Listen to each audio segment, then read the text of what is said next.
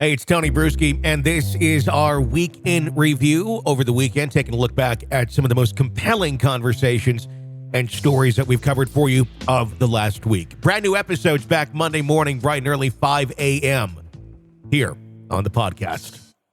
This is the Hidden Killers podcast with Tony Brueski. Featuring author, psychologist, and daily contributor, Siobhan Scott. Richard Allen going to be appearing in Fort Wayne court coming up on October 19th. The judge says that she wants to discuss some of the recent issues that have surfaced about some of the evidence in the case. Notably, she was not specific on what that evidence is, but I think it's not too hard to guess that we're going to be talking about Odinism coming up on October 19th. It has not been said yet if this is the Frank's hearing or if this is just an initial hearing to begin addressing these sort of issues. But where do you think this is going to go? There's so many fantastical claims with Odinism in this case. Some of it kind of does check out. Some of it, a lot of it doesn't. But there's a lot of pieces here where you go, it's the perfect pool for a conspiracy theorist to swim in. Yeah, definitely. And there's, of course, the thing about 3 guards wearing Odin patches on their uniforms, which is strange. That would be allowed. I did read that the warden has said they can put whatever patches they want on their uniforms. Strikes me as very poor judgment because you're going to get a lot of weird stuff. But there's no canon. There's no organization of what Odinism even is, and there's no leaders. It's not an organized religion. So hopefully this can be cleared up and cleared up fairly soon if this is more that needs to be factored in or if this is just a very creative diversion by the defense.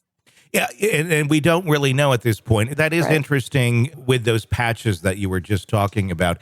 We learned in the last week that some of those patches that the guards had been wearing were removed in September, just last month, after it was pointed out that they're noticing this. And this is part of the argument that they're trying to make, is that you guys are all part of some sort of secret society and that you may have threatened the prisoner, Richard Allen, with bodily harm or harm to his family to make those sort of confessions. So I get they're very quickly, let's get this out of here. But were they just that? Were the patches just people wear patches? And sometimes individuals, biker community, things of that nature. And yes, also the white supremacist groups, they have patches too, but it doesn't always necessarily mean they're doing sacrificial murders in the woods. Not to dismiss or downplay white supremacists and how horrible that is, but just the fact that they now went down this road of Odinism. Is there any legitimacy to them wearing these things and those claims that have been connected in that defense document? Yeah, I look at this stuff because, as I've said, the whole Viking thing and the whole Odin thing has become kind of a hip role-playing thing in the culture. Here in Pacific Northwest, there's a Viking festival where people actually dress up in costumes. And I think some people find that appealing. It's kind of weird, but they like identifying with it. It gives them a sense of this is my culture or whatever. They feel powerful.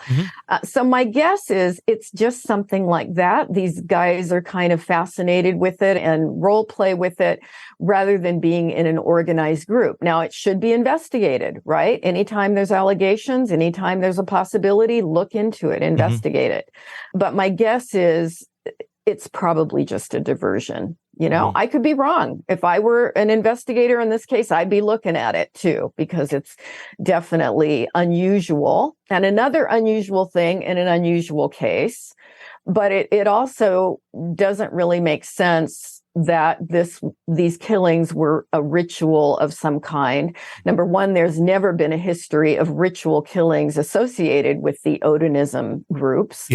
Or movement. It never happened before. There's no belief system, as far as we know, looking at what they believe, that would say ritual killings to Odin are demanded or expected or anything like that.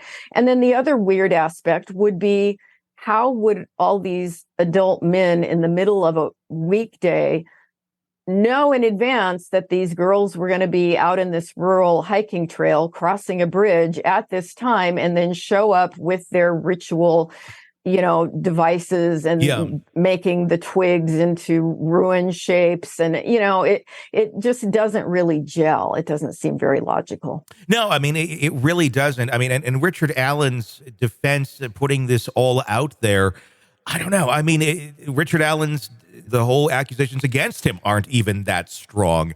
But I'm wondering if the defense is doing far more harm than good by going down a fantastical route like this, rather than just more so, look, this guy came and he raised his hand and said, I was over there that day at that time trying to be helpful, and then you ended up arresting him without much evidence. Other than that, there is the bullet casing of the unspent bullet from a crime that wasn't even committed with a gun.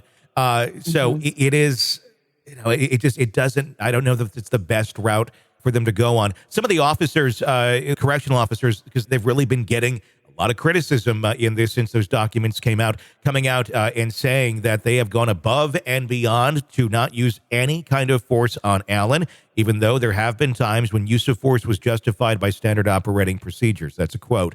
And then it goes on to mention that we've only had to tase him twice, May 9th and the 25th, because he didn't comply with officers. So, I did above and beyond, and then you tased him twice. Exactly. Of a man that looks fairly catatonic to begin with. Very true. So, that raised my eyebrows. I mean, how often, I suppose it really depends on the inmate, are inmates being tased in prison in general? Right.